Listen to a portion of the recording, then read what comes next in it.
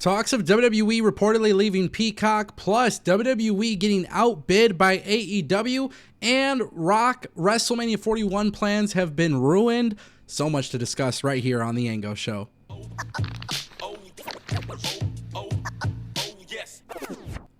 Welcome back to TAS. Don't forget, we're live Monday through Friday at 12 p.m. Eastern. You guys don't want to miss these live streams. I promise you guys, they're incredibly fun. We go live. We talk about Raw, SmackDown, NXT, Dynamite pay-per-views, fantasy booking, Q&As.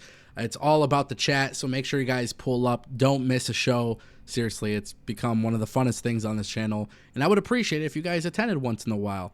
All right, let's talk about Daniel Garcia, because we know that he re-signed with AEW. It's reportedly a 3-year deal, but what's really interesting is Dave Meltzer, who, as you guys know, when it comes to his reporting on WWE stuff, we tend to notice that the accuracy is quite small, but you know, Dave and AEW, they're like this, man. They're like this. And he has reported that the deal offered to Garcia was way higher than what WWE was willing to give him.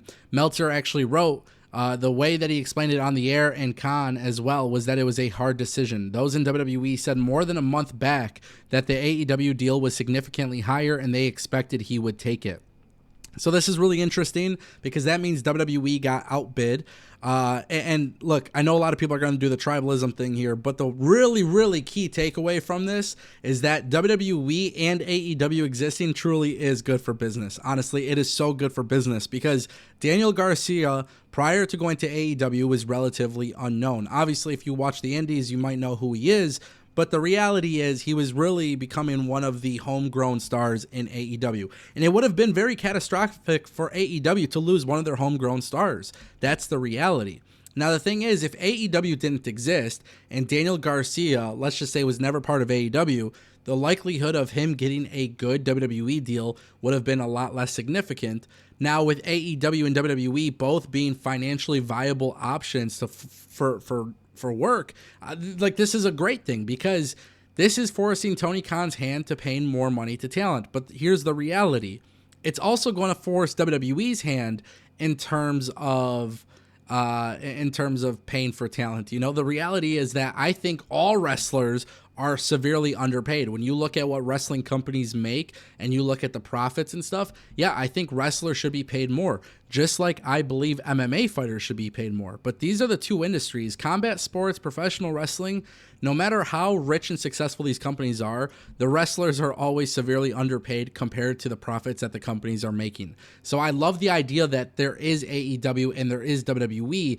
Even though WWE forced AEW to pay more, that's exactly what is needed for the talent. The talent deserve to get paid more. This is one of those things that I genuinely enjoy hearing about. So good on Daniel Garcia for getting that bag.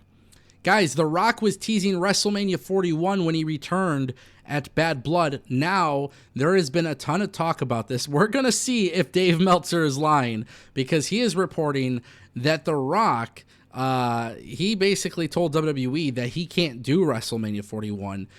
So this is where it's really interesting. Dave Meltzer has reported that The Rock is not scheduled for WrestleMania 41 next April. When asked about the triple threat match, a source stated he is not going to be able to do Mania. He already gave word that he wouldn't be able to do that match. Meltzer also reported that there was no specific reason given past being told that different reasons were given to different people. So that means different individuals in WWE were reportedly told different things. Meltzer goes on to say that he knows when it comes to The Rock, he is hoping he is going to be all in if he does a match, and that means getting into the best shape possible. It was added by a source. The story is simply his schedule got too heavy and he couldn't commit to doing it right.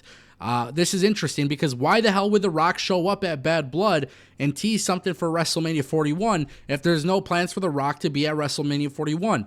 Now, here's the thing. The Rock is not going to beat these allegations. There are a ton of people that believe The Rock, especially because he's become a board member, is inserting himself into WWE programming to remain relevant. I don't know if that's the case. I don't know The Rock personally. I cannot judge his character, like his actual individual characteristics, because I don't know the guy.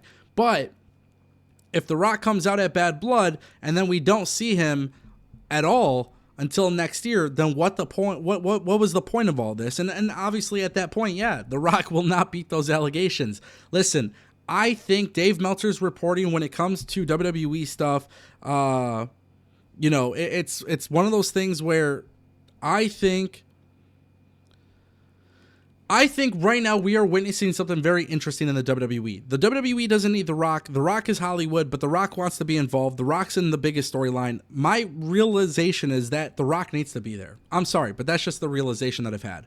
If you want to tell this Bloodline Civil War storyline, I understand it could take 1 to 2 years to do. I understand that there's a lot of opportunity here, but at the end of the day, you know, you could still do it with The Rock being on TV. I don't know why The Rock would be teasing something if he has no plans for it. That's the point. That's what I'm trying to say. It just literally does not make sense. By the way, this is one of the greatest storylines that WWE has seriously ever crafted, so it's really important that the final boss is there. And if the final boss isn't there because he's too busy or he's got a very big schedule or whatever, and I get it, he's got the XFL, he's got Hollywood, he's got all these things going on, but at what point do you tell The Rock, hey, you got to show up, bro? Like, we got to tell this story. You know what I'm saying? It's going to be very interesting to see if Dave was right or wrong. Who knows? But it's something to definitely pay attention to. And that's going to bring us to our next topic, ladies and gentlemen. Let's talk about it. WWE is reportedly leaving Peacock. This is where things get incredibly interesting. It is far from a done deal, but within Peacock, there is the feeling that in early 2026, when WWE's streaming contract expires, that WWE will move everything to Netflix. This was first reported by the Wrestling Observer newsletter, and of course, this is gaining a huge reaction online. A lot of people are mixed feelings about this, but the reality is this is actually good for business. The number one complaint that I see on social media, TikTok, YouTube, Twitter, whatever it may be, is that WWE is in too many different places and it's forcing you to pay for different streaming services, right? The cable industry is essentially dead. Peacock is a great streaming service and I love Peacock, but with WWE Raw moving to Netflix, I do think it makes sense for everything to simply just be on Netflix at some point. WWE leaving Peacock will make a lot of sense. And truth be told, I think it creates far more value for people to utilize Netflix. I believe Netflix has a bigger user base. And in addition to that, I think it's really important that people understand this part. WWE has grown significantly, but there's always room for more growth. The Peacock deal doesn't necessarily help WWE grow, but I think the Netflix deal will, because there are a ton of people who don't watch wrestling that could potentially tune into WWE Raw. And then if you had to tell those fans, hey, you got to go sign up for Peacock to watch our pay-per-view, that is just too much of an ask. So the idea of WWE putting everything under Netflix makes a lot of sense. Now, with that being said, yes, SmackDown's on USA Network. NXT is in fact on the CW, and Raw is on Netflix. But if it comes down to pay-per-views and WWE Raw being on separate platforms, I think that's too much to ask for fans. I think that's very chaotic and very problematic. Ladies and gentlemen, that is the Ango Show.